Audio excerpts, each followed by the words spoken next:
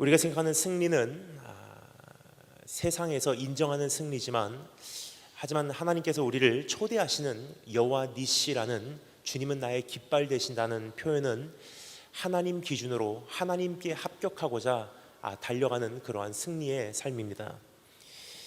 그것에 이어서 어제 저녁에는 우리가 예배에 대해서 살펴보았습니다. 그 예배의 자리로 다시 나오라 우리에게 말씀하시는 회복을 약속하시는 주님의 음성에 함께 귀를 기울여 보았습니다. 정말 이 시대에 주님과 새롭게 연합함으로 예배자의 모습을 우리가 되찾기를 주의 이름으로 축원합니다. 그리고 오늘 세 번째, 오늘 마지막 시간에 어떤 말씀이 가장 적합할까 많이 고민하던 가운데 하나님께서 그 어떤 것이 아니라 안식에 대한 말씀을 우리에게 전해주시는 것 같습니다. 왜냐하면 지금 우리가 승리라는 단어도 우리가 다시 한번 수정할 필요도 있었고요, 그리고 예배가 무엇인가를 우리 다시 한번 우리 안에 새롭게 정리할 필요가 있지만, 또 한 가지 우리 안에서 회복되지 않으면 안 되는 부분은 안식이기 때문입니다. 이사야서 30장 15절 말씀에서는 우리에게 이렇게 초대하고 있습니다. 주 여호와 이스라엘의 거룩하신 이가 이같이 말씀하시되 너희가 돌이켜 조용히 있어야 구원을 얻을 것이요 잠잠하고 신뢰하여야 힘을 얻을 것이거늘 너희가 그것을 원하지 아니하고.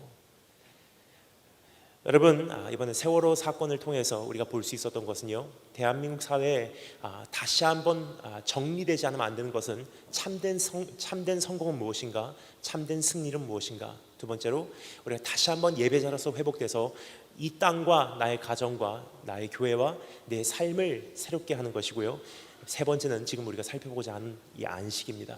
너무나 분주한 가운데, 너무나 급성장하는 가운데 우리가 참된 능력을 상실하지 않았나 생각이 됩니다.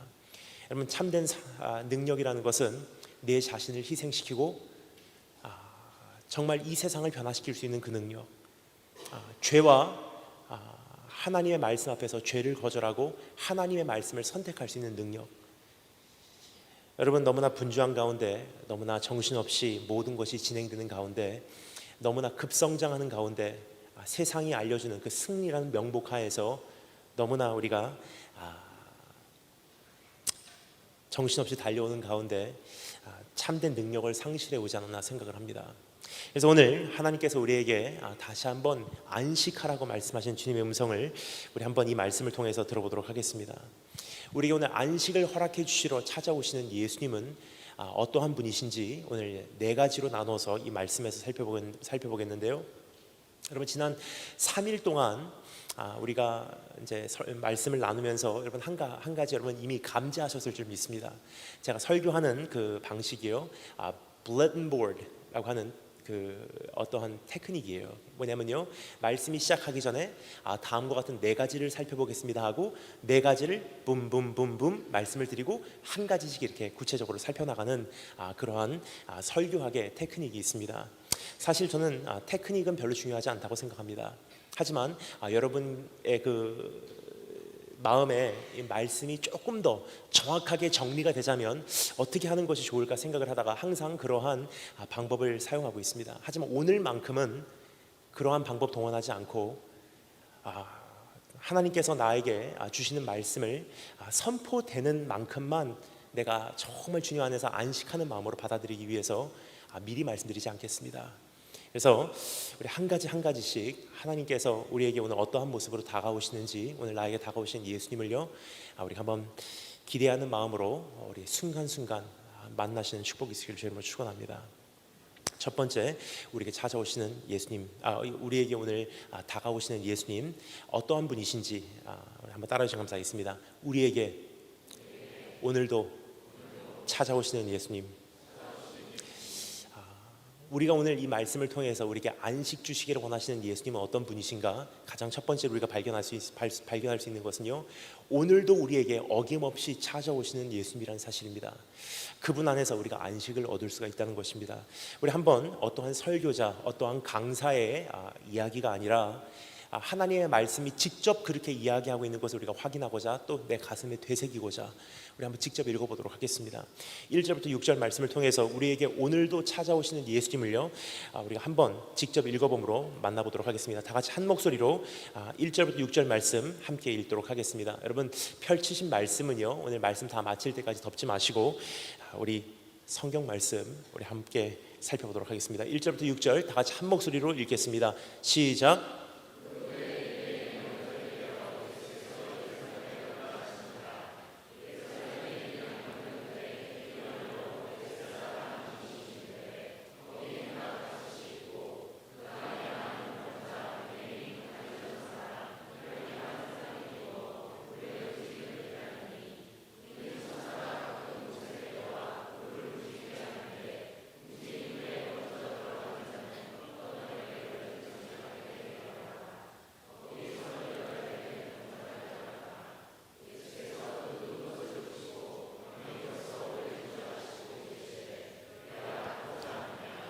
아멘. 예수님께서 어떻게 우리에게 찾아오시는지 다음과 같은 세 가지로 이 본문 말씀을 통해서 먼저 정리해 보도록 하겠습니다. 오늘 우리에게 안식을 주시는 예수님은요 첫 번째로 우리에게 오늘도 찾아오시는 주님이신데요 어떻게 찾아오시냐 한번 따라 감사하겠습니다. 실제로 찾아오시는 예수님. 오늘 나에게 찾아오시는 그분은요 어떤 맹목적으로 찾아오시는 분이 아니라 어떤 이상적으로 찾아오시는 분이 아니라 실질적으로 나의 삶 속에 찾아오시는 분이라는 사실입니다. 여러분 이 베데스다라는 그러한 장소에서 오늘 이 말씀의 사건이 펼쳐지는 것을 우리가 볼 수가 있습니다. 이 베데스다의 위치에 대해서 성경은 명확하게 이렇게 기록하고 있습니다. 예루살렘 그 성읍에 문이 여러 개가 예루살렘 성읍을 이렇게 둘러싸고 있는데요. 그 중에 양문이라는 문이 있습니다. 그 램스 게이트, 그 양문이라는 문이 있는데요. 그 양문 곁에 위치한 베데스다라는 연못이 있었다고 성경 기록하고 있습니다. 거기서 일어난 사건을 오늘 여기서 기록하고 있는 내용을 우리가 접하고 있습니다. 근데 이 베데스다의 유적을 찾지 못한다는 이유로 19세기까지는요 수많은 학자들 사이에 많은 논란이 있었음을 우리가 보게 됩니다. 역사학자들이 결론을 내리기로는 베데스다에 어떠한 유적도 발견하지 못하였으므로 분명히 예수님의 시대에는 그러한 연못은 존재하지 않았을 것이라고 그들은 단정지었습니다.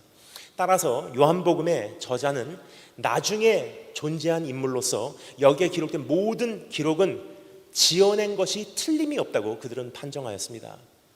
근데 수많은 시간이 흐르고요 19세기 말기에 들어가서 예루살렘 양문 곁에 위치한 비잔틴 시대에 세워진 어느 교회의 지하를 발굴하던 가운데 베데스다 연못에 그 유적이 발견이 되었어요.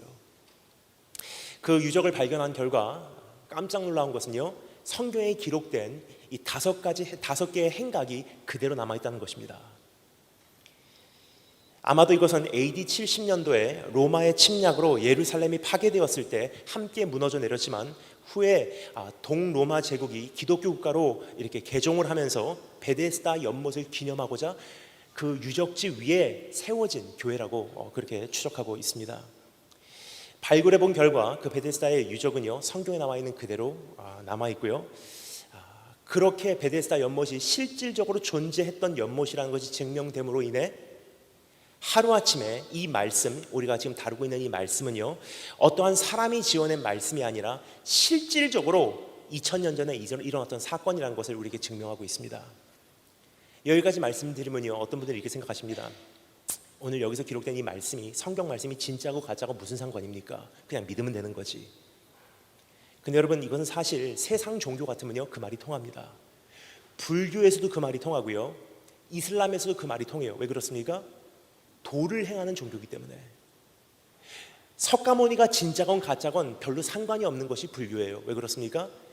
그 진리를 잘 따르면 구원을 받는다고 약속하는 것이 불교의 교리고 이슬람의 교리고 세상 종교의 교리이기 때문입니다. 하지만 여러분 복음을 믿고 있는 우리는 조금 이야기가 달라요. 왜 그렇습니까?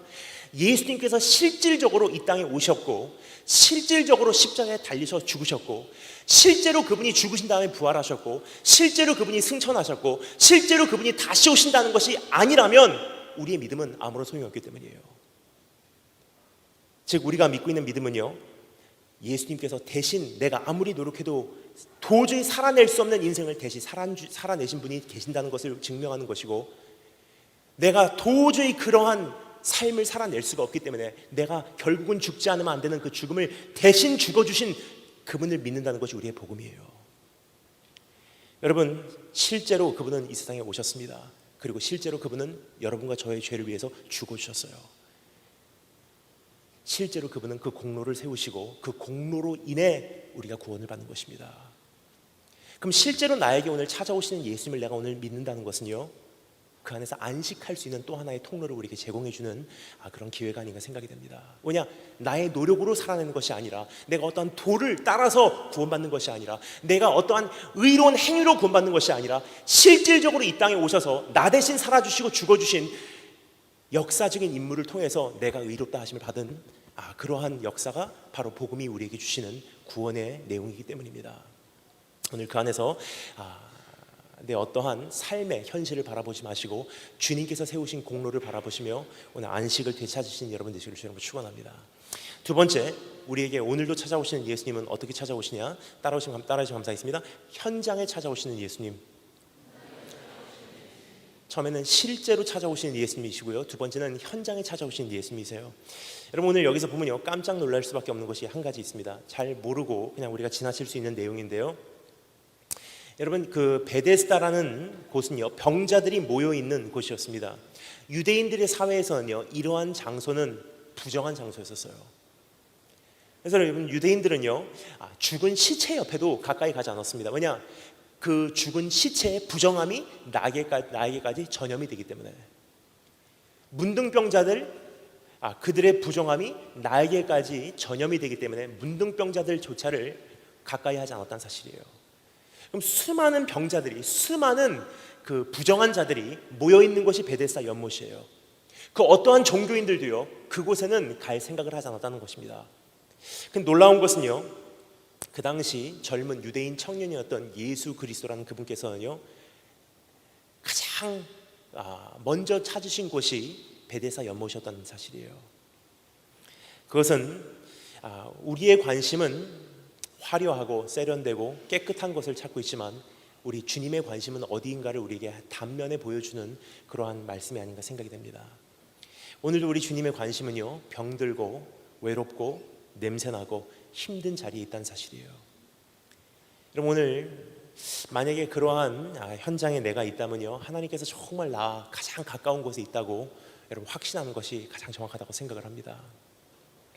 여러분, 저는 최근에 굉장히 하나님의 뜨거운 손길을 몸소 피부로 경험을 한 적이 있습니다. 어떻게 생각해보면 지난 일이기 때문에 우스운 얘기지만 그 당시는 굉장히 심각했었어요. 제가 약 한 달 반 전에 유럽의 여정으로 약 4주간 유럽으로 가게 되었습니다. 굉장히 긴 여정이죠. 근데 파리에서 일주일을 지내고 나머지 3주는 독일에서 지내는 그런 일정이었어요. 첫 번째 파리에서 모든 일정을 마치고요, 일주일 동안의 일정을 다 마치고 아직도 3주씩이나 남은 여정을 위해서 이제 아침에 파리 동역에서 거기서 이제 기차를 타고요, 7시 6분에 출발하는 떼제베 그 고속 열차로 프랑크푸르트 독일로 이동할 준비를 하고 있었습니다. 7시 6분 출발인데요, 7시 1분에 제가 탑승을 했어요. 제가 가방을 들고 제 가방을 끌고 기차에 탑승을 해서요, 그 가방을 제 자리에다가 내려놓고 큰 짐 가방을 위에다 올려놓고 밑을 보니까 제 가방이 없어져 버린 거예요. 여러분, 제 가방이 저에게는 어떠한 그 존재인지는 여러분 좀 상상이 안 가실 것입니다. 여러분, 저는요 10년 한국, 10년 일본, 10년 미국, 그리고 10년 동안의 미국 생활을 마치고 8년 전에 선교지로 파송되면서 처음에 중국 북경에다가 집을 갖고 있었어요. 거기를 제 발판으로 삼아서 처음에 모든 사역을 시작을 했습니다. 근데 약 3년 전에 약 3년 후에 중국 북경에서 집을 빼면서 그때부터는 온 세계가 저의 사역지로 지금 이렇게 이동하는 사역을 하고 있습니다. 그러니까 저에게는 엄밀히 말씀드리자면 집이 없습니다. 저에게는 사무실도 없습니다. 제가 있는 곳이 집이고요, 제 가방이 있는 곳이 제 사무실이에요. 제 가방 안에 무엇이 들었는지 가방 내용을 조금 공개하도록 하겠습니다. 좀 가볍게 갖고 다니기 위해서 맥 에어 노트북 들었고요, 아이패드 들었고요, 핸드폰 2개 갖고 다녀요. 하나는 한국 전용 핸드폰이고요, 아이폰입니다. 제가 이 말씀을 드리는 것은 아이폰이 정말 좋더라고요. 제가 이 말씀을 왜 드리는지 나중에 조금 더 설명드리도록 하겠습니다. 그리고 월드폰, 그것은 안드로이드예요. 뭐냐, 세계 어디 가든지 심카드만 바꾸면 금방 사용 가능하기 때문에. 그리고 제 가방 안에는요, 온 세계 30개국에서 쓸 수 있는 심카드가 30여 개가 들어있어요. 현금 들어있고요, 그리고 헌금이 들어있어요. 뭐냐, 온 세계를 다니면서 제가 다 모아놓은 그 헌금을 가지고 각처에 정말 힘든 선교사님들, 현지 사역자들을 주님께서 감동을 주시면 정말 이 사람이 하나님 앞에서 이 물질을 바로 쓸 것 같다고 생각을 하면 제가 헌금을 해요. 그 외에 약 30개국 40여 개국에 그 나라의 화폐가 들어있습니다. 밤중에 공항을 도착했을 때 환전소도 없을 때가 참 많이 있기 때문이에요. 그러면 약 이틀 동안은 환전을 하지 않고도 호텔 체크인하고 식량을 공급받고 또 이제 심카드를 구입해서 통화에 문제가 없을 정도로 이렇게 제 자신을 지켜낼 수 있는 그 정도 비용은 항상 현금으로 갖고 다닙니다. 그 외에도 인터넷 에그 라우터부터 시작해서요, 그 성경책, 그리고 하드 드라이브, 지난 8년 동안의 모든 설교 내용이에요. 지금 다 말씀드릴 수 없는 수많은 자료가요, 그 가방 안에 다 담겨져 있었어요. 하루아침에 날아간 거예요. 여권, 지갑, 신분증마저 다 날아가 버렸어요. 굉장히 그때는 제가 당황이 되더라고요. 어떻게 할까 가만히 서 있는데요, 순간적으로 저에게 드는 생각은 기차를 일단 내려야 되겠다 생각을 했어요. 일단은 큰 짐, 남은 짐을 가지고 옷가방만 들고 내린 거예요. 기차가 문을 닫더라고요. 여러분, 그럴 때 여러분 어떻게 생각하시겠습니까? 이제 하나님께서 왜 나에게 이러한 재앙을 내리실까? 그래서 참 희한하게도요, 그 순간 제 머리에 드는 생각은 무엇이냐면요, 하나님의 손길이 정말 제 삶 속에 엄밀히 다가오셨다고 느끼게 되었어요. 왜냐면요, 다 가져가신다는 것은요, 이건 사람이 아니더라고요. 진짜 옷가방 하나 남겨놓고 다 가져가셨어요. 아직도 3주간의 유럽의 여정이 남아있는데도 설교 한 편 남기지 않고요, 다 가져가셨어요. 옷가방만 들고 서 있습니다, 역 한가운데. 그러니까 너무 감사해요. 왜냐, 하나님의 손길이 저를 찾아오셨다고 생각을 하니까요, 말할 수 없는 평안이 있어요. 뭐냐면요, 하나님께서 주시는 시험은 우리가 감당할 수 있는 시험밖에 주시지 않고요, 내가 도저히 감당할 수 없을 때는요, 피할 길도 허락해 주신대요. 거기서 즉각적으로 드는 생각은 무엇이냐면요, 뭐를 하나님께서 거두어 가셨을까를 생각하기보다도 즉각적으로 드는 생각은 무엇을 남겨주셨을까 하는 생각이 들더라고요. 그때 깨닫게 되었습니다. 사실 여러분, 저는요, 포켓에다가 현금을 가지고 다니지 않습니다. 왜냐면요, 자세가 굉장히 중요하다고 생각해요. 근데 뒷포켓에다가 지갑을 넣던지 아니면 포켓에다가 동전을 갖고 다니면요, 앉았다 일어났다 앉았다 일어났다, 그것을 하루에 수십 차례 반복하면서 척추가 삐뚤어지더라고요. 그래서 모든 현금과 지갑은 제 가방 안에다가 항상 가지고 다녀요. 근데 그 전날 제가 식사 대접을 받는데 너무 감사한 어느 집사님이 계셔서 그날은 제가 식사를 대접하겠습니다 하고 100유로짜리를 제가 헐은 거예요. 그리고 햄버거를 대접하고 70유로를 제 포켓에 갖고 있었어요. 그것을 가지고 제가 그럼 70유로를 하나님께서 나에게 남겨주신 것이 깨닫게 돼요. 그럼 이 70유로를 어떻게 사용하는 것이 하나님께서 가장 지혜롭게 이것을 사용하시다고 말씀하실까 생각을 하다가 70유로를 가장 좋게 활용할 수 있는 방법이 이것을 가지고 택시를 타고 대한민국 대사관으로 가는 거더라고요. 대한민국 대사관에 가서 임시 여권을 만들게 됩니다. 근데 임시 여권을 만들기 위해서는요, 사진을 찍어야 돼요. 사진을 찍는 건 굉장히 먼 곳에 있어요. 어떻게 할까? 사실 그때 제가 그냥 갔으면요, 그날 굉장히 큰 일이 있었을 거예요. 사진 찍어 오래요. 사진 어디입니까? 저기 가면 있대요. 굉장히 먼 곳이에요. 어떻게 할까 망설이는데 뒤에서 다니엘 김 선교사님 그래요. 돌아보니까 어떤 청년이요, 어제 정말 은혜 받았습니다. 알고 보니까 그 전날 집회했던 교회의 청년이에요. 그러더니 그 청년이 목사님 여기 왜 오셨어요? 이러이러한 일이 있었습니다. 얘기하니까 그 청년이 얘기합니다. 그럼 제가 모셔다 드릴게요. 차로 픽업을 해서요 사진 찍는 데까지 갔다 왔어요. 갔다 와서 여권을 발급받았습니다. 그리고 한국에서 영사 콜센터에 전화해서 한국에서 리얼타임으로 실시간으로 500유로를 보내면요 인스턴트리 그냥 거기 현지에서 픽업할 수 있는 그런 시스템이 있어요. 비상시에만 허용이 됩니다. 그래서 500유로를 가지고요 제가 전화기 대여를 해달라고 부탁을 했어요. 근데 정말 저를 도와주신 분이 최선을 다해서 알아보시더니 죄송하지만 안 된대요. 근데 저는 이제 유럽에서 많은 분들에게 연락할 수 있는 방법이 없는 거예요. 근데 갑자기 다니엘 김 선교사님 돌아보니까 어떤 분께서 집사님이신데 어제 정말 은혜 받았습니다 하시더니 이야기를 듣고 계셨던 거예요. 뒤에서 제 핸드폰 가져가세요. 500유로 핸드폰 여권 가지고 역전으로 돌아갔어요. 아침에 날려버린 그 티켓을 가지고 역에 갔습니다. 설명을 하니까 막차가 떠나더라고요. 만약에 제가 그날 사진을 걸어서 찍으러 갔다 오면요 그날 못 탔어요. 막차를 타는데요 돈 한 푼도 안 받고 그냥 새로운 티켓을 꺼내주더라고요. 그것을 가지고 이제 너무 아침부터 배고파갖고 저녁에 그 막차를 타면서 샌드위치를 하나 사갖고 탔어요. 그리고 기차를 타고 가만히 보니까 놀라운 것은요 딱 70유로예요. 기차를 타고서 프랑크푸르트 역에 도착을 했습니다. 근데 여러분 엑스피디아 같은 걸로 호텔 예약을 해도요 신용카드가 없으면 디포짓이 안 걸리기 때문에 신분 확인이 되지 않기 때문에 다 날아가 버렸어요. 어떻게 할까 고민을 하다가 생각이 났습니다. 저는 이렇게 다니면서 교회들이 저를 위해서 잡아준 숙소가 있습니다. 특별히 미주 집회를 가면요 그 SPG 계열의 호텔을 굉장히 많이 잡아줍니다. SPG 아시죠? 쉐라톤, 웨스틴, 에일로프트, 엘레멘트 여러 가지 호텔이 있죠. 한 8개 브랜드 호텔이 있어요. 거기 가게 되면은 교회 쪽에서는 잘 모르시니까 제가 멤버십이기 때문에 혹시 제가 포인트 받아도 되겠습니까? 포인트 쌓아놓은 게 있더라고요. 그 프랑크푸르트 역 앞에 있는 그 호텔에게 전화를 했어요. 5성급 호텔이에요. 전화를 했습니다. 신분증 없고요 신용카드 없습니다. 하지만 포인트 있습니다. 멤버입니다. 여권 새로 발급받은 거 있습니다. 이거는 보여드릴 수 있습니다. 그러니까 뭐라고 하는지 아세요? Mr. Kim, don't worry about it. 오래요. 호텔에 갔어요. 제 있는 포인트를 사용했어요. 근데 깜짝 놀랐습니다. 최하의 제일 싼 방을 줄 줄 알았는데요 스위트 방으로 최고 방으로 업그레이드를 해주더라고요. 정신도 몸도 푹 쉬고 그 다음날 목사님께 연락을 해서 집회 장소로 이동을 했어요.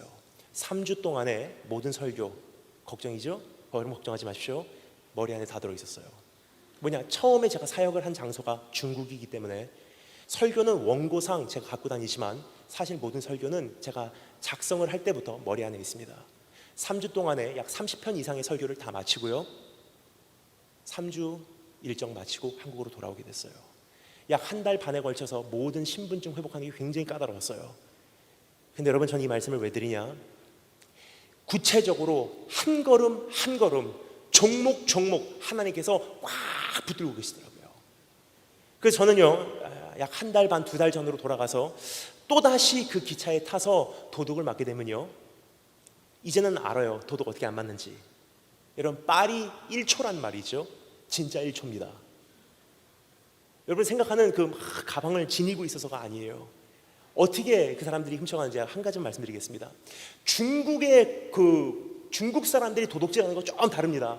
중국 사람들은 지금까지 어떻게 하냐면요 그 효자손 같은 걸로 남이 포켓에다가 이렇게 넣어갖고 지갑을 가지고 굉장히 원식이에요 중국 사람들. 그러니까 중국 소매치기는 여러분 별로 두려워할 게 없습니다. 근데 유럽 쪽에는 집시들은요 정말 대단해요. 큰 가방을 갖고 다녀요. 그리고 저거다 생각하면요 저 사람이 보는 사이에 그 가방을 갖고 다니면서 푹 찍어갖고 가면 끝이에요. 그 가방 밑에 구멍이 있어서 다른 가방을 넣으면요 그냥 들어가 버립니다. 1초에 1초. 근데 저는요 이제는 그날 제가 이것을 만약에 알았다라면요 도둑 안 맞을 수도 있었어요.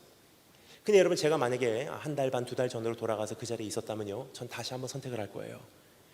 또 도둑을 맞는 것을 전 선택을 할 것입니다. 왜냐하면 저는 잃어버린 것보다 지금 얻은 게 더 많거든요. 특별히 가장 부족한 자리에 정말 막연한 자리에 정말 유럽 한가운데서 갈 곳 없는 그 자리에 가장 가장 가까이 찾아오시는 예수님의 손길을 경험할 수가 있었습니다. 그럼 우리 오늘 주님께서도요, 우리 안에 관심을 갖고 계신 부분들은 어떤 부분이냐면요, 내가 스펙이 있는 부분, 내가 정말 자신이 있는 부분, 내가 사회에서 내놓으라는 부분에 주님 관심 없다는 사실이에요. 주님께서 내 삶을 바라보시면 가장 관심이 있으신 부분은 어떤 부분이냐? 상처난 가정, 이혼한 부모, 남에게 수치스럽게 여기는 내 배경, 남 앞에 섰을 때 남은 모르지만 나 자신만 알고 있는 그 열등한 부분들, 주님의 관심은 거기 있다는 사실이에요. 베데스다 연못에 찾아가셨다는 그분은요, 오늘도 내 삶 속에 그 부분에 가장 관심을 가지고 그 부분을 오늘 지켜보시고 계신 분이라는 사실을 여러분 기억하시고, 그분 안에서 어떠한 내놓으라는 것 내세우지 마시고 이제 그분의 손길에 내 자신을 맡겨드릴 수 있는 그런 축복이, 안식이 있으시기를 주님으로 축원합니다. 세 번째 단어를 감사했습니다. 은혜로 찾아오시는 예수님. 셋째로 우리에게 찾아오시는 예수님은요, 실질적으로, 그리고 어떻게 해요? 현장에, 그리고 세 번째는 은혜로 찾아오신 예수님이래요. 그것은 그분께서 우리를 찾으신다는 뜻입니다. 우리가 주님을 찾아서가 아니라 주님께서 우리를 찾으셔서 우리가 여기까지 왔다는 뜻이에요. 우리가 주님을 사랑하는 것이 아니라 그분께서 먼저 우리를 사랑하셨기에 내가 주님을 사랑할 수 있게 되었다는 뜻입니다. 여러분, 그 베데스다 연못에 주저앉아 있었던 그 병자가요, 예수님을 먼저 찾았습니까? 예수님을 먼저 알아보았습니까? 아니에요. 그 병자가 있는 곳에 병자가 알아보든 알아보지 못하든 찾아간 사람이 누구죠? 예수님이세요. 근데 여러분, 예수님은요, 오늘도 변함이 없습니다. 로마서 3장 10절부터 12절에서 뭐라고 말하죠? 의인은 없나니 하나도 없고 깨닫는 자도 없고 하나님을 찾는 자도 없고 모든 사람이 죄를 범하였음에 아무리 노력해도 하나님의 영광에는 이르지 못하더니, 그러나 오늘도 나를 찾아오시는 예수님 때문에 그래도 그나마 그 은혜를 깨닫고 나니 주님을 사랑하게 된다는 사실입니다. 여러분, 그것을 성경에서 뭐라고 말하고 있습니까? 요한복음 6장 44절, 나를 보내신 아버지께서 이끌지 아니하면 아무라도 내게 올 수 없으니 오는 그를 내가 마지막 날까지 다시 살리리라. 우리가 주님께 가는 것도요, 주님께서 우리를 부르셨어요. 오늘 이 자리에 와 계신 것도요, 내가 오고 싶어서가 아니라 주님께서 허락하셨기 때문이라는 사실이에요. 사도행전 16장 14절, 두아디라 성에 자주색 옷을 파는 장사를 하는, 하나님을 공경하는 루디아라 하는 한 여자가 그 말씀을 들었는데 주께서 그 마음을 열어 바울의 말을 청종하게 하신지라. 우리가 하나님의 말씀을 듣고요, 자극되고 거기에 은혜를 받는 것도 하나님께서 우리의 마음을 여시기 때문이래요.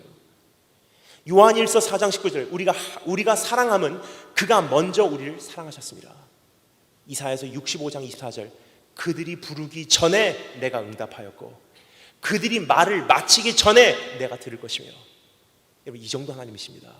오늘 우리의 예배가 대단해서 우리가 오늘 여기서 하나님께 의롭다 여김을 받은 것이 아니란 사실이에요. 오늘 우리가 교회를 가야지 생각하기 전에도 하나님께서 그 생각을 일으키시고 나를 이곳으로 인도하시고 이곳에 앉게 하시며 그 말씀을 받아들이게 하시고, 하나님 다시 한번 바로 살아볼게요 라는 그 고백마저 하나님께서 완성시킨다는 사실입니다. 여러분, 그러면요, 우리 한 가지 반응이 있어요. 이제 그분 안에서 안심하시기 바랍니다. 여러분, 나의 연약함, 하나님의 은혜에 비교해서는요 정말 아무것도 아니고요, 나의 죄악, 하나님의 은혜에 비교해서는 이건 아무것도 아니라는 사실이에요. 우리 주의 사랑 안에서 오늘 안식하시는 축복이 있으리를 주님으로 축원합니다. 두 번째, 따라해 주시겠습니다. 궁극적인 해결책이신 예수님. 오늘도 찾아오시는 예수님뿐만이 아니라 궁극적인 해결책으로 나에게 오시는 예수님을요 직접 한번 만나보도록 하겠습니다. 7절부터 9절 말씀 한 목소리로 읽겠습니다. 지금 읽으신 이 본문 말씀 7절부터 9절 말씀 다 같이 한 목소리로 우리가 읽겠습니다. 시작.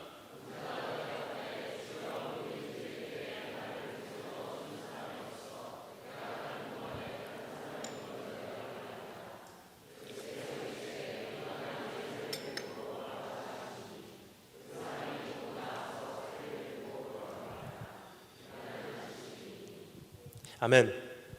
우리에게 찾아오신 예수님은 실질적으로 그리고 현장에 그리고 은혜로 찾아오시는 정도의 차원이 아니라 그분은 궁극적인 해결책으로 우리에게 오늘 찾아오신다는 사실입니다.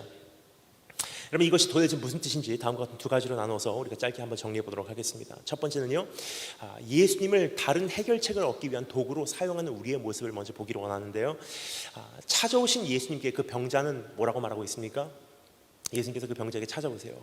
현장에 그날도 실질적으로 은혜로 찾아오십니다. 근데 그 병자는 뭐라고 말하죠? 저 못에 나를 던져줄 사람이 없습니다. 저 연못이 막 동하기 시작하거든 거기에 나를 던져서 넣어주세요 그래요. 이 베데스다 연못이라는 것에 대해서 성경은 오늘 이렇게 기록하고 있습니다. 잘 들으시면 감사하겠습니다. 3절 4절 말씀입니다. 그 안에 많은 병자, 소경, 절뚝발이, 혈기 마른 자들이 누워 가로 열고 물의 동함을 기다리니 이는 천사가 가끔 못에 내려와 물을 동하게 하는데 동한 후에 먼저 들어가는 자는 어떤 병에 걸렸든지 낫게 되밀어라. 가로 닫고. 왜 이게 가로가 된 줄 아십니까? 영어로 봐도요, 우리말로 봐도 가로가 돼 있어요. 그 이유는요, 진리는 아니란 뜻이에요. 그 당시 있었던 신화에 의하면이란 뜻입니다. 사람들이 그렇게 믿고 있었다는 뜻이에요. 사람들의 말에 의하면 이란 뜻인데, 그 못에만 들어가면, 그 기회만 제대로 활용하면 소원이 이루어질 것이라는 신화를 사람들이 믿고 있었다는 사실입니다. 하지만 여러분, 이것은요, 그날 그곳에 앉아 있었던 병자의 모습뿐만이 아니라 우리의 모습도 동일하지 않나 생각이 됩니다. 이 시대가, 이 사회가 우리에게 던져주는 그 신화는 무엇입니까? 저 학교만 들어가면 굉장히 괜찮아질 거야. 저 기회만 잘 잡으면 괜찮아질 거야. 저 사람만 잘 만나면 괜찮아질 거야. 배우자만 잘 만나면 성공할 거야. 저기만 취업하면 이제 괜찮을 거야. 이것만 되면, 저것만 되면 평생을 기다려 주저앉아 있어요. 근데 오늘도 예수님께서 찾아오세요. 근데 우리는 그분에게 어떻게 반응하죠? 주님, 던져서 넣어주세요 그래요. 그분을 못 알아보고요, 주님, 저 회사에만 들어가면 내가 행복할 것 같습니다. 회사에 넣어주세요. 저 결혼만 하면 괜찮을 것 같아요. 결혼 성공시켜주세요. 하나님, 저 직장에만 들어가면 괜찮을 것 같아요. 저 학교에만 들어가면 괜찮을 것 같아요. 이 문제만 해결되면 괜찮을 것 같아요. 주님, 저를 제발 좀 던져서 그 연못에 넣어주세요. 오늘도 찾아오신 예수님께 우리가 부탁하는 부탁이요, 그 정도 레벨이에요. 근데 예수님께서는 그날 뭐라고 대답하셨습니까? 병자에게 내 자리를 들고 일어나 걸으라 그러세요. 이것을 한마디로 요약합니다. 바로 이런 뜻입니다. 내가 바로 그 연못이다. 그 연못 들어가서 문제 해결될 거 가니? 그 회사 들어가서 문제 해결될 거 가니? 그런 가정 꾸며서 해결될 거 가니? 아니야. 내가 바로 연못이야. 이것을 다른 곳에 성경에 뭐라고 말하고 있죠? 내가 곧 길이요 진리요 생명이래요. 저 길로 갈 수 있도록 나를 도와주세요가 아니에요. 주님께서 말씀하십니다. 내가 길이야. 저 생명 얻을 수 있도록 나를 좀 도와주세요가 아니에요. 주님께서 말씀하십니다. 내가 생명이야. 여러분, 오늘도 나에게 찾아오신 예수님 내 앞에 계신데 우리가 주님 외에 다른 것을 그토록 지금 원하고 있다는 사실입니다. 여러분, 분명히 말씀드리겠습니다. 세상은 우리에게 오늘도 끊임없는 신화를 이야기합니다. 저것만 되면 행복해질 거야. 저것만 되면 이제는 괜찮아질 거야. 근데 오늘 주님께서 말씀하십니다. 나를 그 연못에 던져 넣어줄 수 있는 그러한 존재로만 사용하지 말아라. 한 회사 들어가게 해주세요. 문제 해결해 주세요. 결혼시켜 주세요. 주님께서 말씀하십니다. 내가 해결책이다. 오늘 그분을 만나시는 게요, 안식을 얻을 수 있는 주님께서 우리에게 주신 통로라는 사실을 오늘 깨달으시고 그러한 안식의 자리로 나오신 여러분 되시길 주님으로 축원합니다. 세 번째, 따라 감사했습니다. 배반자를 기억하시는 예수님. 오늘도 찾아오시는 예수님. 두 번째, 궁극적인 해결책으로 찾아오신 예수님. 세 번째, 배반자를 기억하시는 예수님이세요. 우리 한번 10절부터 15절 말씀 읽어보므로 배반자를 어떻게 기억하시는지 한번 직접 읽어보도록 하겠습니다. 10절부터 15절 다 같이 한 목소리로 읽겠습니다. 시작.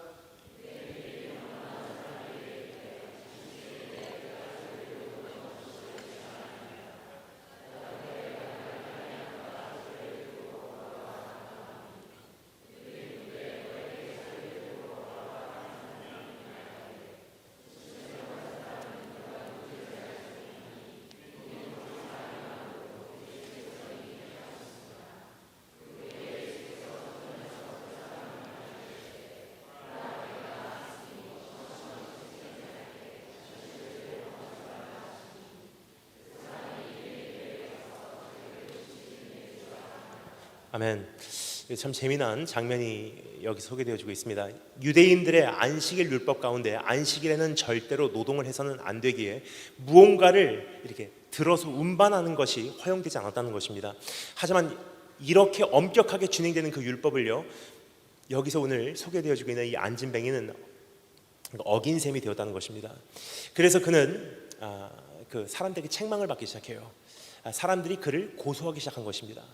지금이라면 유대인들은 지금도 굉장히 엄격하게 그 안식일을 지키고요, 그 절기들을 지키고 있죠. 여러분 이스라엘 많이 다니시는데요, 꼭 한번 꼭 가셔야 되는 절기가 있습니다. 제가 권해드리고 싶은 절기는요, 무교절 때 꼭 한번 가보시면 좋겠고요, 유월절 끼고 한번 가보시면 좋겠고요, 그리고 대속죄일 때 한번 여러분 꼭 가시면 좋을 것 같아요. 흔히들 많이 갈 때 가시면요, 그냥 성지순례밖에 못 하십니다. 근데 무교절 때 가시면요, 진짜 그 누룩을 제거한다는 것이 무엇인지 이거 피부로 느끼실 수 있어요. 저는 무교절 때 제가 이방인인지라 굉장히 그 햄버거가 땡기더라고요. 무교절 때 예루살렘에서 제가 햄버거를 찾아 돌아다닌 적이 있습니다. 근데 맥도날드를 갔어요. 제가 굉장히 실망을 했습니다. 맥도날드 빅맥을 시켰는데요, 빵에 누룩이 들으면 안 되기 때문에 빅맥인데 비스켓 사이에다가 햄버거를 넣었어요. 보고서 제가 깜짝 놀라고 What is this? 하고 화가 나서 안 먹고 나온 적이 있습니다. 6월절 때 이스라엘을 갔습니다. 진짜 잘 꼬셨더라고요. 온 세계에 있는 유대인들이요, 6월절 지키러 귀환을 해요. 온 세계에 있는 성지 순례자들이 6월절 때 모이기 시작합니다. 6월절 때 이스라엘 가면요, 방이 없습니다. 방이 4배, 5배 가격이 뛰기 시작해요. 예루살렘 한가운데서요, 그렇게 비싼 방도 하나도 남지 않았어요. 정말로 마구간을 찾고 있었습니다. 제가 마구간에서 자야 되는 게 아닌가. 대속죄일 꼭 가보시기 바랍니다. 대속죄일 때는요, 6월절 정도의 차원이 아니에요. TV 방송국도요, 방송을 하지 않습니다. 모든 교통 시스템 셧다운이에요. 길거리에 걸어 다니잖아요. 유대인들이 집에서 돌을 던져요. 집에 들어가라고.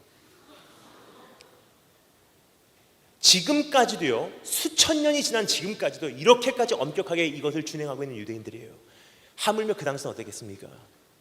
절대로 안식일에는 들어서 안 되는 몇 가지가 있어요. 근데 이 사람이 이것을 들고 운반을 하기 시작합니다. 사람들이 그를 심각하게 고소를 하기 시작합니다. 근데 그 안진뱅이의 나음을 입은 그 병자의 반응은 무엇입니까? 내가 아니라 다른 사람이 시켰어예요. 저 사람이 나보고 들어서 이것을 가지고 가라고 했습니다. 내가 아닙니다라는 거예요. 여러분, 근데 그것은요, 그 병자의 반응뿐만이 아니라 오늘 우리의 반응도 똑같은 사실이에요. 응답받을 때는 좋아요. 근데 조금 부작용이 있으면요, 하나님 왜 그러셨습니까? 하나님 왜 나에게 이렇게 하셨습니까? 하나님 나를 버리시지 않는다고 말씀하시지 않습니까? 하나님 한번 계시면 나타나 주세요. 하나님 왜 침묵하십니까? 여러분, 참 하나님의 뜻은 헤아릴 수가 없다고 생각합니다. 여러분, 저를 보면요, 어떻게 생각하십니까? 좀 헤비메탈 좋아하고 아니면 무슨 락앤롤 같은 거 좋아한다고 생각하시는 분들이 계시지만, 제가 정말 좋아하는 제 정서에 이렇게 바탕에 깔려 있는 좋아하는 노래, 그 음악 두 가지 장르가 있습니다. 첫 번째 장르는 여러분 상상을 못 하실 거예요. 첫 번째 장르는 트로트를 좋아하고요, 두 번째 장르는 미국의 컨트리송을 굉장히 좋아합니다. 왜냐, 제가 사관학교 나온 그 지역이 미국의 Southern America, 그 남부였기 때문에 굉장히 그 컨트리송이 많이 있었어요. 여러분, 컨트리송 굉장히 싫어하시는 분들 싫어하시지만 가사가 정말 좋은 노래들이 있다는 사실이에요. 그 중에 제가 한 노래를 소개해드리도록 하겠습니다. The Unanswered Prayer, 응답되지 않은 기도들이라는 노래가 있어요. 그 가사가 어떠냐면요, 제가 노래는 부르지 않겠습니다. 제가 가사를 번역해 드리겠습니다. 어떤 사람이요, 어렸을 때 기도를 했다고 합니다. 하나님, 저 여자친구의 마음을 바꿔서 저 여자친구가 나를 좋아하도록 만들어주세요. 밤마다 기도해요. 저 여자친구만 내 삶 속에 허락해 주신다면 제가 뭐든지 하겠습니다. 하나님, 저 여자친구가 나의 사람이 된다면 나는 하나님께서 시키신 대로 다 하겠습니다. 얼마나 밤새도록 많이 기도했는지. 근데 하나님께서 응답하시지 않았대요. 수많은 시간이 지나고 고등학교 동창회 때 이제 나이가 많이 들어서 아내하고 그 학교를 간 거예요.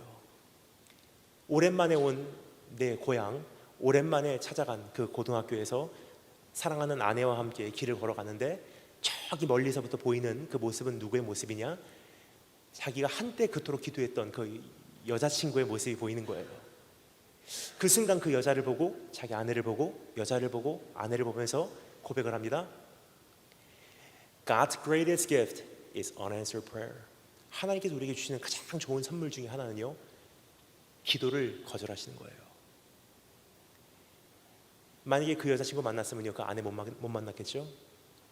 우린 굉장히 그 원망은 잘해요. 하나님 왜 기도응답 안 하셨습니까? 왜 하나님 침묵하셨습니까? 왜 하나님 그때 나를 버리셨습니까? 하나님 왜 그때 어디 계셨습니까? 근데 여러분, 하나님께서는요, 어제나 오늘도 내일도 변하시지 않는다는 것은요, 기도를 한 그것을 때로는 거절하신다는 사실이에요. 한번 생각해 보십시오. 여러분, 너무 힘들어요. 하나님 제발 좀 죽여주세요 하는데 하나님께서 응답. 그럼 어떻게 하실래요? 하나님께서 우리의 기도를 응답 안 하시는 것이 얼마나 감사한지 모르겠어요. 그런데 놀라운 것은요, 오늘 여기서 스토리는 끝나지 않습니다. 얼마 후 예수님께서 다시 그 병자, 나음을 받은 그 사람을 찾아오신다는 사실이에요. 참 굉장히 친밀하신 예수님이세요. 그 사람이 내가 아니에요, 저 사람이 시켰어요. 그 사람이 누군지 모르겠어요 했는데 예수님께서 나중에 그 사람을 다시 찾아가세요. 그리고 그 사람에게 말합니다. 더 심한 일이 있지 않도록 이젠 죄를 짓지 말아라. 나중에 그 사람이 알게 돼요. 그 사람이 예수인 것을. 그럼 여러분 어떻게 하겠습니까? 주님 감사합니다. 너무 감사합니다. 주님의 은혜를 잊지 않겠습니다. 해야지. 당연하죠. 이 사람의 반응은 무엇입니까? 다시 종교인들에게 돌아가요. 그리고 뭐라고 말합니까? 이름 알아냈어요. 예수래요. 예수. 굉장히 비겁한 사람이에요. 자기 자신을 지키기 위해서라면요, 응답받은 자기 자신을 고쳐주신 예수 그리스도마저 고발할 수 있는 그러한 존재라는 사실이에요. 그래서 성경 기록하지 않습니다. 주님께서 너 그럴 수가 있냐 하고 그 병든 자, 그 고침을 받은 모습을 다시 거두어 가시고 다시 병을 허락해 주셨다. 성경 기록하지 않아요. 왜 그렇습니까? 여러분, 성경을 보잖아요. 하나님께서 역사하시고 하나님께서 통해서 일하시는 사람들을 보면요, 사실상 이러한 병자와 같이 굉장히 비겁한 사람들이었고 대단한 사람들이 아니었어요. 예를 들까요? 우리 다 살펴볼 수는 없지만 몇 명의 예를 들도록 하겠습니다. 아브라함, 대단한 사람 같죠? 하지만 여러분 기억하십니까? 하나님께서 주신 약속을 믿지 못하고 끝까지 기다리지 못해서 역사의 비극을 일으킨 장본인이에요. 이삭, 대단한 것 같죠? 아니에요. 두 아들이 있었는데요, 한 아들을 더 사랑해서 자식을 향한 편애 때문에 다른 아들의 인생을 망쳐놓은 사람이에요.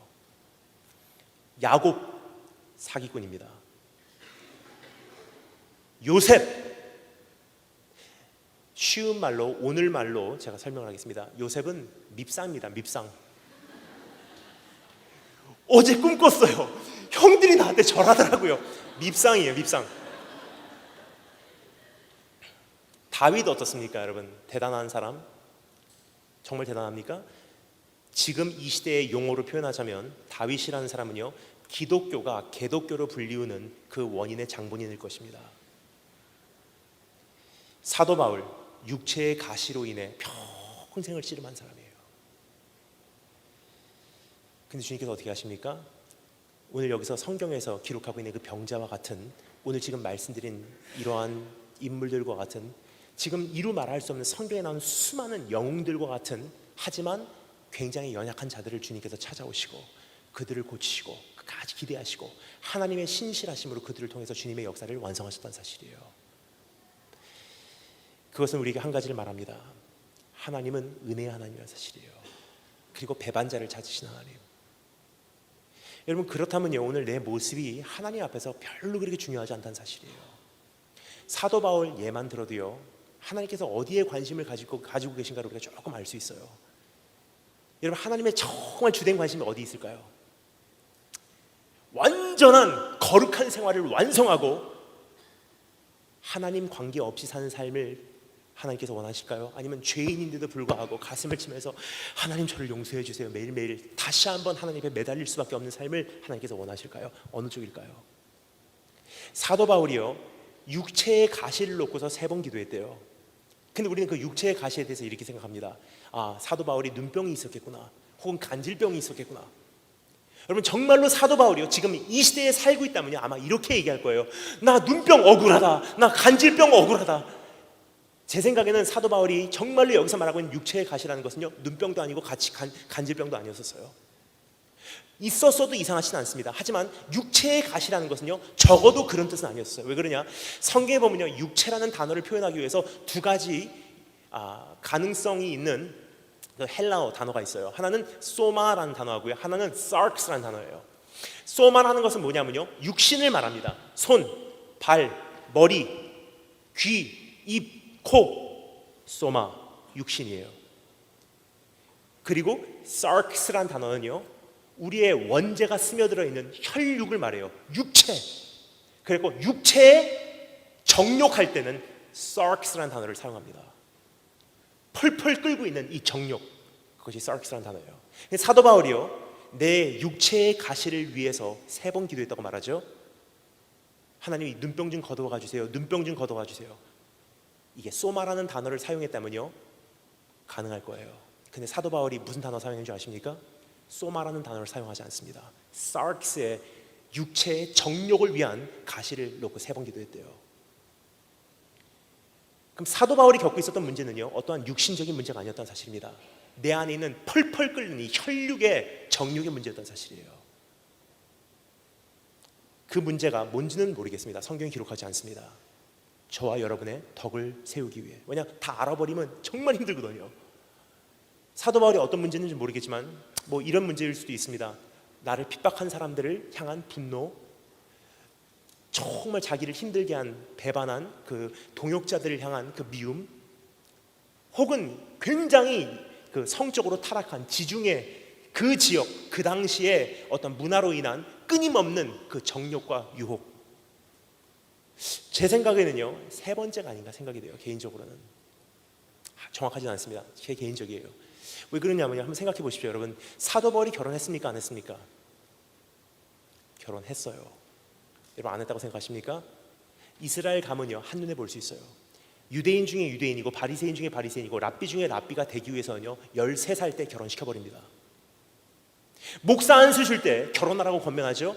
유대인들 더 엄격합니다. 왜냐? 생육하고 번식하는 것이 이 다윗 왕국을 완성시키기 위한 소명이기 때문에 한 사람의 유대인이 진짜 유대인으로 인정받기 위해서는요 결혼을 하지 않으면 안 된다는 목적, 그 사명이 있었어요.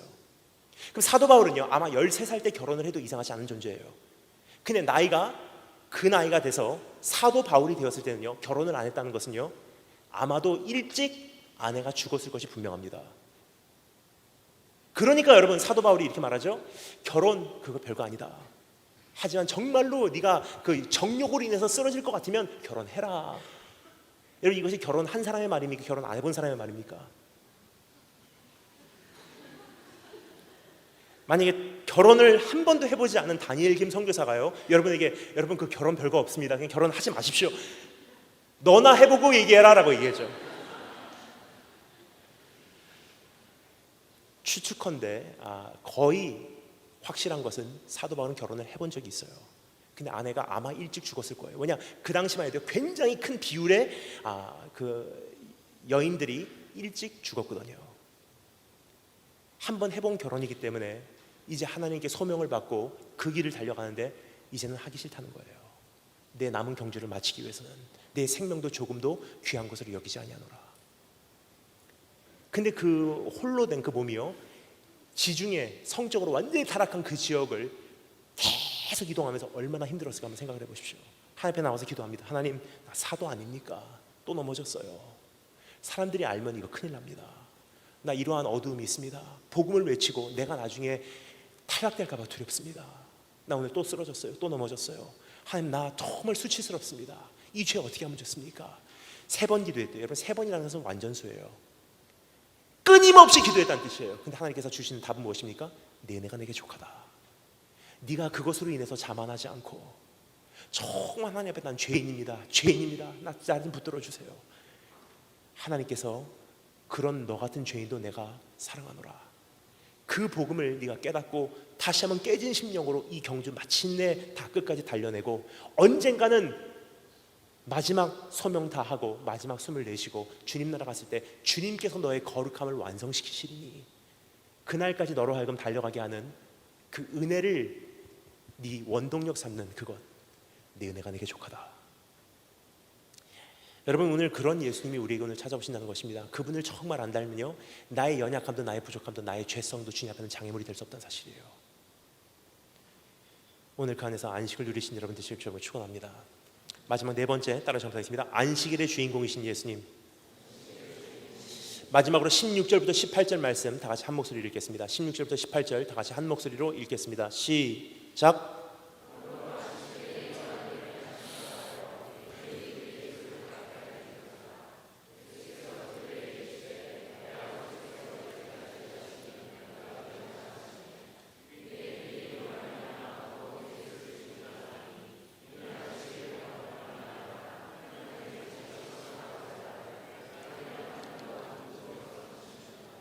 아멘. 첫 번째는 오늘도 찾아오시는 예수님. 두 번째, 나에게 궁극적인 해결책으로 찾아오신 예수님. 세 번째, 배반자도 기억하신 예수님. 여러분, 여기까지만 봐도 정말 있는 그들의 모습으로도 내 영혼 평안할 수 있는 하나님께서 우리에게 능력을 주십니다. 하지만 네 번째, 우리 마지막으로 한 가지 살펴보겠습니다. 안식일의 주인공으로 우리에게 다가오신 예수님이십니다. 여러분, 그 안진뱅이로 인하여 이제 예수님께서 핍박을 당하기 시작합니다. 왜냐? 사람들이 예수가 저렇게 시켰대요. 핍박을 당하시기 시작한 예수님께서 뭐라고 말씀하시죠? 이렇게 변론하십니다. 내 아버지께서 이제까지 일하시니 나도 일한다. 여러분, 이것은요, 두 가지 문제를 제기하는데, 첫 번째 문제는요, 안식일에 일하는 것에 대한 정당성을 예수님께서 말씀하시고 계시기 때문에 이제는 그 유대인들에게 핍박을 당하게 되고요. 두 번째는 아버지와 본인이 동등하다고 말씀하시고 계신 거예요. 아버지도 일하시고 나도 일한다. 이게 뭐가 잘못됐냐? 하지만 주님께서는 이 말씀을 통해 우리에게 엄청난 진리를 선포하고 계셨던 것입니다. 한번 우리가 살펴보도록 하겠습니다. 아버지도 지금까지 일하신다라는 표현인데요, 이것은 엄청난 우리에게 약속을 주시는 말씀이에요. 우리 한번 마지막으로 정리하고 말씀 마치도록 하겠습니다. 여러분, 하나님께서 안식일을 왜 창조하셨을까요? 하나님께서 첫날부터 여섯 번째 날까지요, 온 우주를 다 창조하시고 7일째 하나님께서 안식하셨대요. 왜 안식하셨을까요? 하나님께서 육체적인 쉼이 필요하셔서 안식하셨습니까? 하나님은 육체적인 쉼이 필요 없으신 분이세요. 성경이 기록합니다. 졸지도 아니하시고 주무시지도 아니하신 분이시래요. 하나님께서 왜 안식하셨을까요? 여러분, 안식이라는 것을요, 한마디로 요약합니다. 바로 이 표현이 가장 정확하지 않나 생각이 돼요.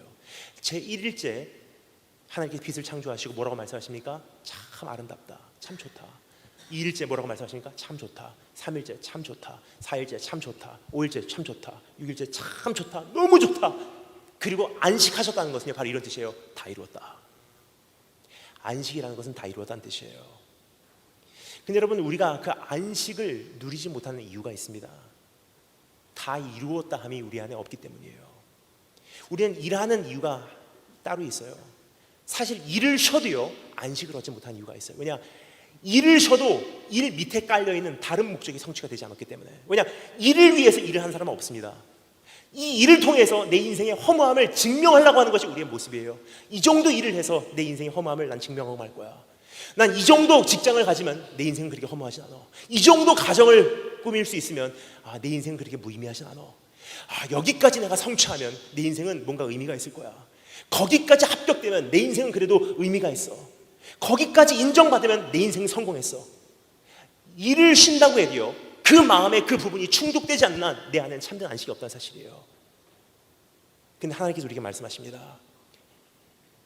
주님께서 우리에게 안식하라는 것은요, 다 이루었다 함으로부터 다시 한번 다 이루었다 함으로 돌아오라는 뜻이에요. 여러분, 한번 생각해 보시기 바랍니다. 하나님께서는 제1일부터 제6일까지요 일을 하셨어요. 그리고 7일째 안식을 하셨다는 것은요, 다 이루었다는 뜻이에요. 근데 인간을 언제 만드셨죠?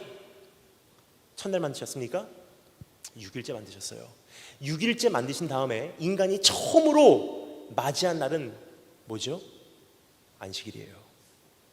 하나님은 1일째부터 6일째까지 일하시고 7일째 안식하셨지만, 인간은 눈을 뜨면서 탄생되면서 창조되면서 처음으로 맞이한 것은 안식일이에요. 왜 그렇습니까?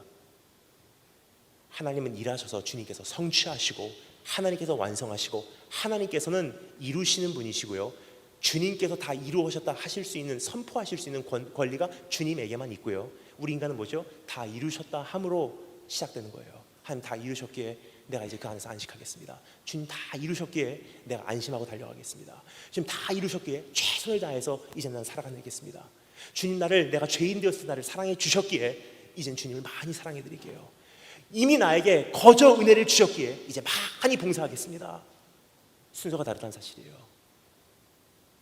근데 여러분, 이 자체를 우리가 아직도 누리지를 못해요. 아직도 인정받기 위해서, 아직도 내 자신의 허무함을 달래기 위해서, 아직도 우리가 영접받기 위해서, 아직도 내 인생을 어떤 것을 증명하기 위해서 하나님께서는 참 내 눈에 넌 보하고 내 눈에 너 귀하고 내가 너를 사랑한다 계속 이야기하고 있어도 그거 한마디 듣지 않고, 다 이뤘다 하시면 듣지 않고 아직도 달려가고 있다는 사실이에요. 나타나는 결과는 무엇입니까? 직장을 쉬어도요 지침이 있어요. 끊임없는 허기짐 속에 달려가고 있다는 사실이에요. 아직도 뭔가 해야 될 것 같이 계속 논습으로 달려가니까 내 자신을 돌아볼 기회도 없이 이번에 세월호 사건이 터지니까 노출이 돼요. 지난 수십 년 동안 정신없이 달려왔구나. 내 약한 모습, 내 굶주린 모습, 내 골마 썩어가고 있는 모습, 부패한 모습, 잘못된 구조, 잘못 가리키는 것, 한 번 돌아볼 기회가 없이 계속 정신없이 달려온 거예요. 근데 여러분, 오늘 이 말씀을 통해서 주님께서 말씀하십니다. 첫 번째 안식일, 주님께서 말씀하십니다. 주님께서 세우신 안식일, 다 이루었다 하신 안식일이에요. 근데 그것을 우리가 누리지 못해서 죄로 인해서 이제는 인정받기 위해서 달려가요. 일해야지, 수고해야지 내가 살아남을 수 있으니까. 근데 그 저주를 돌이켜 놓기 위해서 주님께서 두 번째 안식일을 우리가 허락해 주십니다. 언제죠? 우리가 아직 죄인 되었을 때 우리를 위해서 이 땅에 오시고 나 대신 살아주시고 나 대신 죽어주신 그분께서 십자가 달려서 마지막 숨을 내쉬면서 설립하신 것이 안식일이에요. 뭐라고 말씀하십니까? 다 이루었다. 그분 안에서는요 모든 죄 해결됐습니다. 그분 안에서는요 이미 인정받은 자예요. 그분 안에서는요 이미 사랑받은 자입니다. 더 이상 인정받기 위해서 달려가지 마시고요, 더 이상 영접받기 위해서 달려가지 마시기 바랍니다. 거기서부터 시작되는 것이 안식의 삶이요, 하나님께서 우리에게 주시는 새 능력일 줄 믿습니다. 다 같이 머리 숙여주시고 우리 찬양팀 올라오시면 감사하겠습니다.